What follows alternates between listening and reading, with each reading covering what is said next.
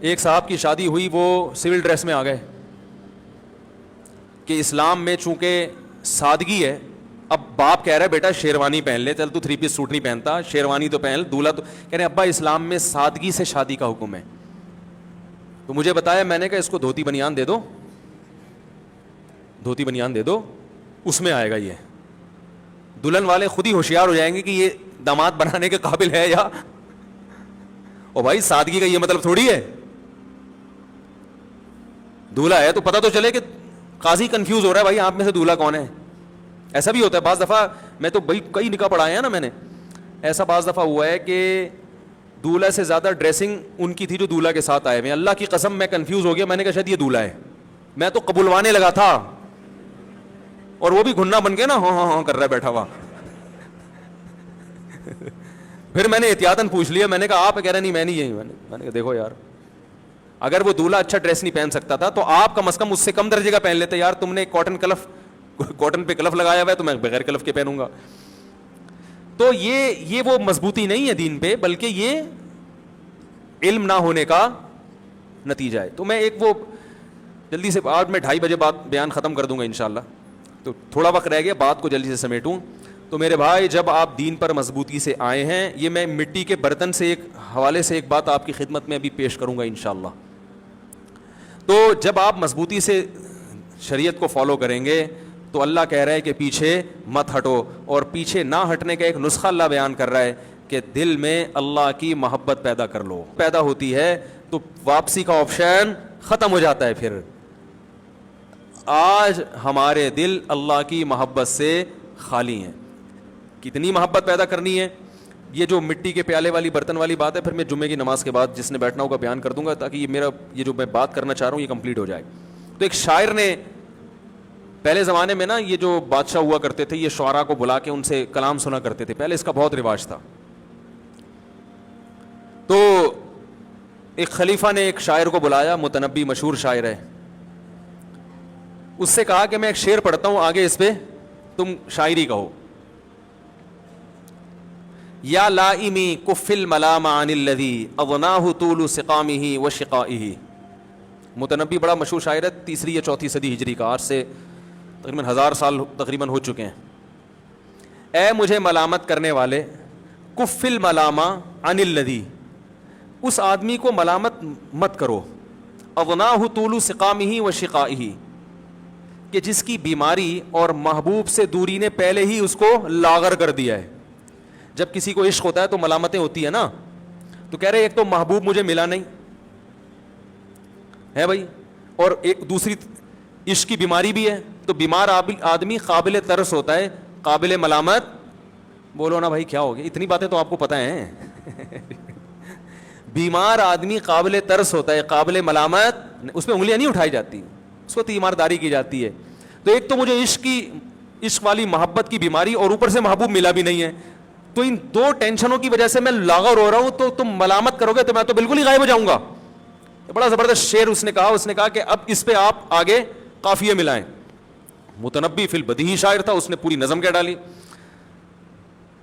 ہمارے حضرت یہ نظم اللہ کی محبت میں پڑھا کرتے تھے, یا لائم کف الملام عن الذی اغناہ طول سقامہ وشقائہ. تو شاعر نے کہا عذل العوادل حول قلب التائہ وہوى الاحبۃ منہ فی سودائہ. اس نے کہا جب عورتیں ملامت کیا کریں نا, عورتوں کا ذکر اس لیے کہ ان کی ملامت ٹھا کر کے لگتی ہے, آدمی اور غیرت میں آ جاتا ہے. تو جب کوئی ملامت کرے, بیویاں ملامت کرتی ہیں نا داڑھی رکھنے پر,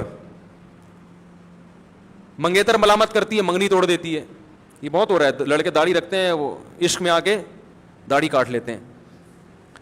تو شاعر نے کہا کہ ان کو یوں کہا کرو عدل العوادل حول قلب التا, یعنی تم اگر ٹھٹھرتے رہو گے نا کہ یہ ملامت کر رہے ہیں, میں تو پہلی بیمار ہوں, تو اور ٹھٹھر کے دبلے ہو جاؤ گے, تو پبلک باز آنے والی نہیں ہے. ان کو مت روکو, یہ کرتے رہیں گے. ان کو جواب دیا کرو ایک کہ ملامت کرنے والیوں کی ملامت حول قلب التائہ, میرے پریشان دل کے ارد گرد گھومتی ہیں.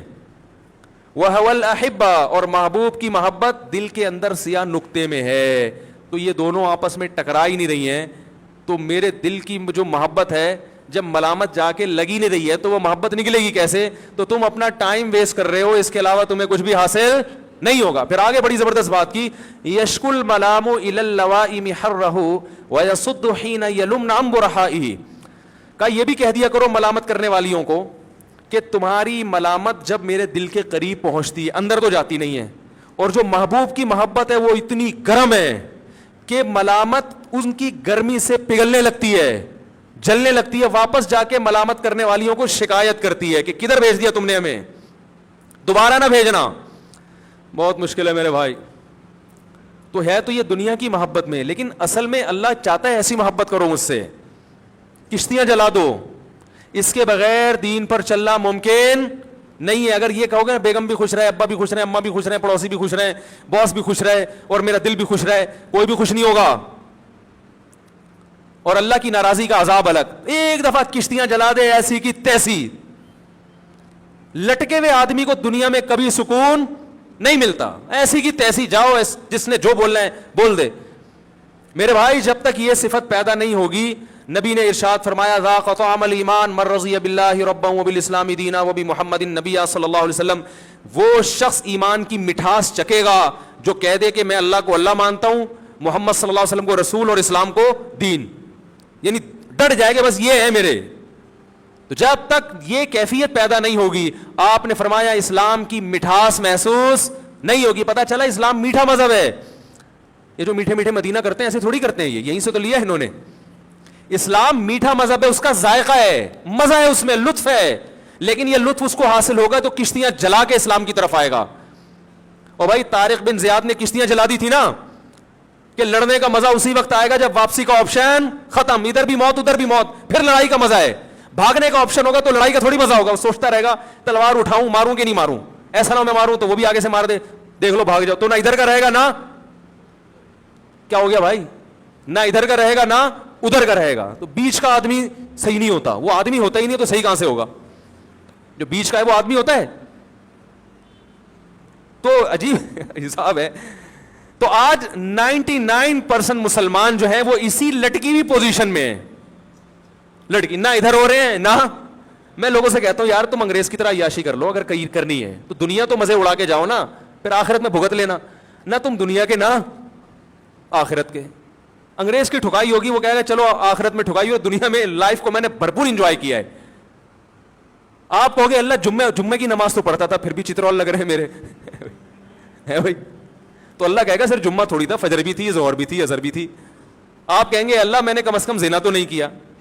تو اللہ کہیں گے جو نیٹ پر بیٹھ کر بیہودہ چیزیں دیکھتا تھا, بدنظری کرتا تھا, اس کی بھی تو ٹھگائی بنتی ہے نا. تو آپ کہو گے یار نہ ادھر کے نہ ادھر کے. ایسا نہیں کہ جو معاذ اللہ برائی نہیں کرتے وہ زنا کرنا شروع کرتے ہیں, وہ تو جرم کی سزا تو بڑھے گی نا. اور جو جمعہ پڑھتے تھے وہ چھوڑ دیں جمعہ پڑھنا بھی. لیکن نبی نے ارشاد فرمایا ایمان کی لذت اسی کو محسوس ہوگی جو کشتیاں جلا کے آئے. تو بھائی توبہ کر کے آج ہمت کر لو, اے اللہ بس پورے دین کو فالو کرنا ہے, اور ڈرو نہیں. لوگ سمجھتے ہیں پورے اسلام میں داخل ہوگے تو پتہ نہیں کیا ہو جائے گا, اور یہ بھی ہو جائے گا. نہ کچھ بھی نہیں ہوگا, کچھ بھی نہیں ہوگا, اور مزے کی زندگی ہو جائے گی. چند دن کی ٹینشن ہے. ایک چھوٹی سی بات بتا کے بات ختم کرو. ہمارے ایک رشتے دار ہیں, انہوں نے کہا یہ لفافوں کا تبادلہ نہیں ہوگا شادی بیاہ میں, سب رشوت ہے, حرام ہے, سب کو پتا ہے, اتنے 500 دینے 1000 لینے. انہوں نے کہا نہیں ہوگا. بڑا خاندان میں ہنگامہ ہوا, نفرتیں پیدا ہوئی, لڑائی جھگڑے ہوئے. کہہ رہے ہیں وہ دن آج کا دن 15-20 سال ہو گئے, ہم آ گئے سکون میں, نہ کوئی لفافہ دیتا ہے, نہ کسی کی بچے کی پیدائش پہ ہمیں لفافہ دینا پڑتا. ان کو پتا یہ اس ٹائپ کے ہیں ہی نہیں, ان کا فرقہ ہی الگ قسم کا فرقہ ہے. ٹھیک ہے نا. اب محبتیں بھی ہیں. میرے سگے بھائی کی شادی ہوئی تھی تو اس میں مکس گیدرنگ ٹائپ کی, مکس گیدرنگ تو نہیں تھی, کچھ سنا تھا کوئی میوزک وغیرہ, موسیقی وغیرہ, وہ بعض لوگوں نے زبردستی تھوپ دی. ہمارا خاندان ایسا نہیں تھا, تو میں بائیکاٹ کیا, میں نہیں گیا. بڑا ہنگامہ ہوا, بھائی کی شادی میں نہیں آیا, لیکن وہ ایک دفعہ ہنگامہ افورڈ کیا. اس کے بعد اللہ کا شکر ہے جس شادی میں جانا چاہیں جاتے ہیں, نہیں جانا چاہیں نہیں جاتے. وہ کہتے ہیں بھائی کے بائیکاٹ کر لیا تو ہمیں کیوں لفٹ کرائے گا, یہ سمجھ رہے ہو. اور اللہ نے اس کی برکت سے اپنی شادی میں کئی دفعہ جانے کی توفیق نصیب فرمائی.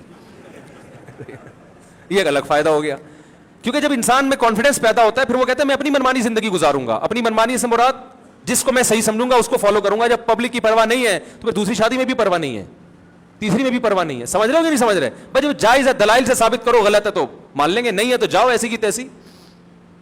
نہیں آ رہی بات. اور اس کا فائدہ ہے لٹک کے. پھر یہ 4 شادیاں پتہ نہیں کہاں سے آ گئیں, مقصد ابھی 4 شادیاں نہیں ہیں, مثال سے سمجھا رہا ہوں بات کو. کہ ایک فیصلہ کر لو کہ اللہ کو راضی کر کے چلنا ہے یا مخلوق کو. اللہ کو راضی کر کے چلو گے, مخلوق وقتی طور پہ ناراض ہوگی, پھر یہی مخلوق آپ کے گیت گائے گی.